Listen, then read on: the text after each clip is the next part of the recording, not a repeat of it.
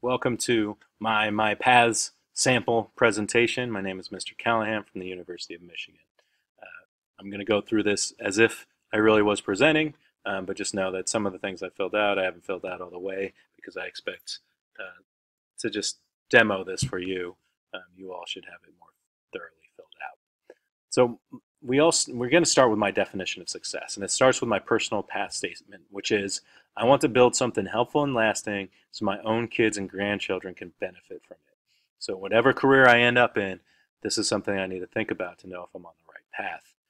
Also, to me, success looks like earning enough money to take care of my family, always having multiple options for what I could be doing work wise. So that means having the skill set, having the experience, so I could apply for different jobs if I find that the career I'm in isn't doing what I needed to do in terms of building something helpful. I want to make sure I have some time for quality time away from work with my family, especially as I have kids, and that I still have some time and energy left over to continue learning new things. Now, that might be in my job, that might be outside of my job, it might be both. But for me, it's really important that whatever I do ends up creating a life that I can do all these things. Now, my financial needs, which I need to consider before looking at a career option, um, is going to have me live the lifestyle I want. I need to earn around blank per month. Now, obviously, you're going to have a response here. You'll have an actual amount. I'm not going to go there, but this can kind of set it up. And my potential expenses are the following. I want to live in a two-bedroom home in San Jose, so that will cost about this much per month. Utilities for that two-bedroom home in San Jose will cost about this much. Now, my taxes on my salary will be about this much. We're kind of ignoring other taxes right now. I want to have a car, and so car insurance will cost me this much. I expect to go to college, and I'm going to go to a good college, so I'm going to have some loans. My loans will cost about this much. So again, you will have responses to all those things, but you should be sharing these potential expenses and relating it to how much you need to earn to make sure that you're earning well above what these expenses are. Now, for me, three possible careers that I could go into, besides the one I'm already in. Uh, I'm just showing you one right now, but again, you'd have this filled out for all of them, is a user experience designer, which means somebody who's working with companies by doing user research and testing to help design the most usable products. Something that really seems interesting to me and is exciting.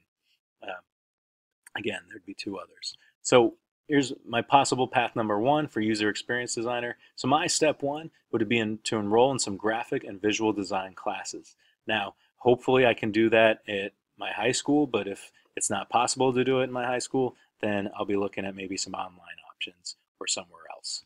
Step two is to study hard to get high grades in my science classes to increase my experience with conducting research and experience. So user experience design, although it's not technically a science in the way that we think about in high school, it does involve research and experimentation. And so I want to make sure that I have those skills. So I need to do especially well in my science classes.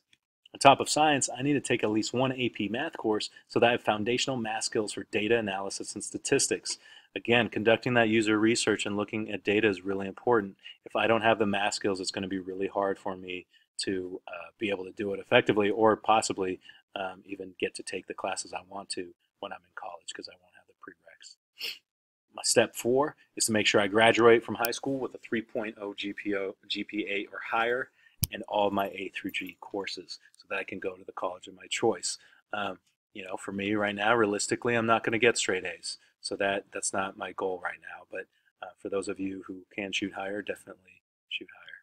Step five, I want to get into a four-year college with a strong design program, especially one in which I can major in UX design.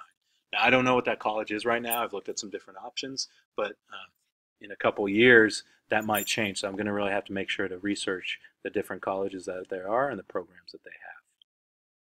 Step six is to graduate from college with a degree in UX design and at least one summer internship as a UX designer. It's really important for me to have that actual experience because that's going to help me with my step seven, which is to use those connections to help me apply for and get a UX designer job. All right.